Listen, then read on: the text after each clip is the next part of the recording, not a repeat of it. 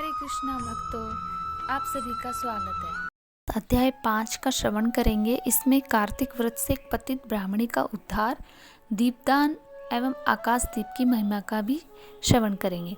तो आइए चर्चा करते हैं। ब्रह्मा जी कहते हैं, स्त्री और पुरुषों ने जन्म से लेकर जो पाप किया है वह सब कार्तिक में दीपदान से नष्ट हो जाता है।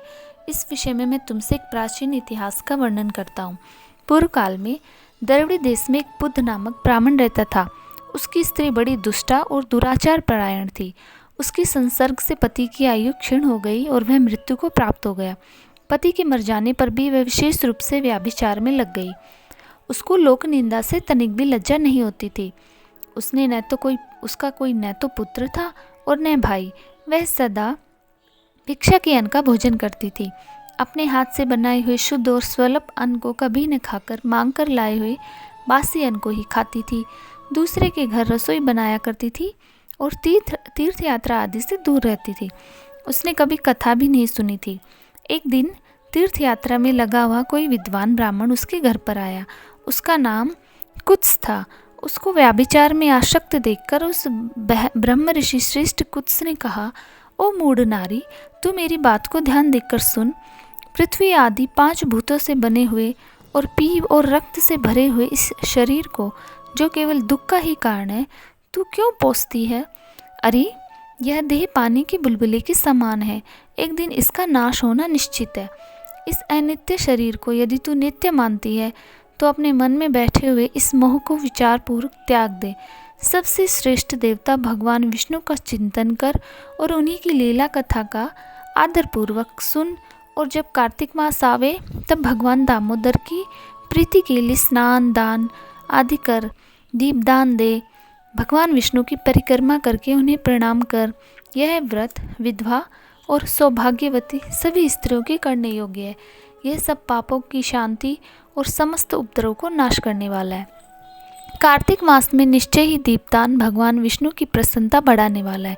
ऐसा कहकर कुत्स ब्राह्मण दूसरे के घर चला गया और वह ब्राह्मणी भी कुत्स की बात सुनकर पश्चाताप करती हुई इस निश्चय पर पहुंची कि मैं कार्तिक मास में अवश्य व्रत करूंगी। तत्पश्चात कार्तिक मास आने पर उसने पूरे महीने भर प्रातः सूर्योदय काल में स्नान और दीपदान किया।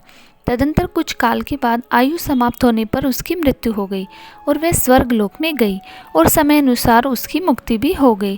कार्तिक के व्रत पर तत्पर हो दीपदान आदि करने वाला जो इस दीपदान का इतिहास सुनता है वह मोक्ष को प्राप्त होता है।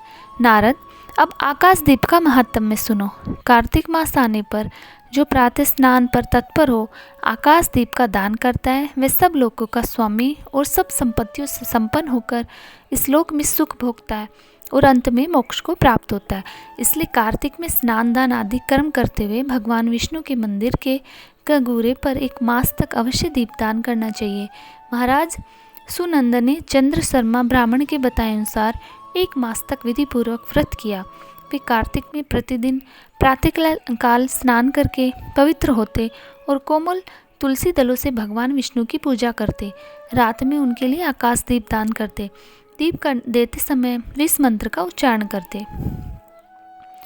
दामोदराय विश्वाय विश्वरूप धराय च नमस्कृत्वा प्रदास्यामि व्योमदीपम हरिप्रियम। मैं सर्वस्वरूप और विश्वधारी स्वरूप भगवान दामोदर को नमस्कार करके ये आकाश दीप देता हूँ जो भगवान को परम प्रिय है। देवेश्वर, इस व्रत से आप में मेरी भक्ति बढ़े, इस भाव से प्रार्थना करके राजा सुनंद दीपदान करते थे। ब्रह्म मुहूर्त में उठकर वे पुनः आकाश दीप देते थे। उनका प्रातःकाल स्नान और भगवान विष्णु की पूजा का क्रम नियम पूर्वक चलता रहा। मास की समाप्ति पर उन्होंने व्रत का उद्यापन करके आकाश दीप के नियम को भी समाप्त किया और ब्राह्मण को भोजन कराकर इस विष्णु व्रत की पूर्ति की। इस पुण्य के प्रभाव से राजा ने इस लोक में स्त्री पुत्र पौत्र और स्वजनों के साथ लाखों वर्षों तक पार्थिव भोगों का उपभोग किया और अंत में स्त्रियों सहित सुंदर विमान पर आरूढ़ हो 4 भुजाधारी शंख चक्र गदा आदि आयुधों से सुशोभित पीताम्बरधारी विष्णु का सदिव्य शरीर पाकर मोक्ष का आश्रय लिया। वे विष्णु लोक में भगवान विष्णु के ही समान सुखपूर्वक रहने लगे। अतः कार्तिक मास में दुर्लभ मनुष्य जन्म को पाकर भगवान विष्णु को प्रिय लगने वाले आकाश दीप का विधि पूर्वक दान देना चाहिए, जो संसार में भगवान विष्णु की प्रसन्नता के लिए आकाशदीप देते हैं वे कभी अत्यंत क्रूर मुख वाले यमराज का दर्शन नहीं करते। पितरों को नमस्कार हो, प्रेतों को नमस्कार हो, धर्म स्वरूप विष्णु को नमस्कार हो, यमराज को नमस्कार है और दुर्गम पथ में रक्षा करने वाले भगवान रुद्र को नमस्कार है। इस मंत्र से जो मनुष्य पितरों के लिए आकाश में दीपदान करते हैं उनके वे पितर नरक में भी हो तो भी उत्तम गति को प्राप्त होते हैं। जो देवालय में, नदी के किनारे, सड़क पर तथा नींद लेने के स्थान में दीपदान देता है उससे सर्वोत्तमुखी लक्ष्मी प्राप्त होती है।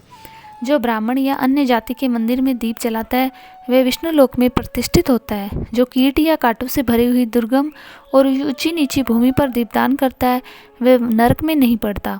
पूर्व काल में राजा धर्मनंदन ने आकाश दीपदान के प्रभाव से श्रेष्ठ विमान पर आरूढ़ हो विष्णु लोक को प्रस्थान किया।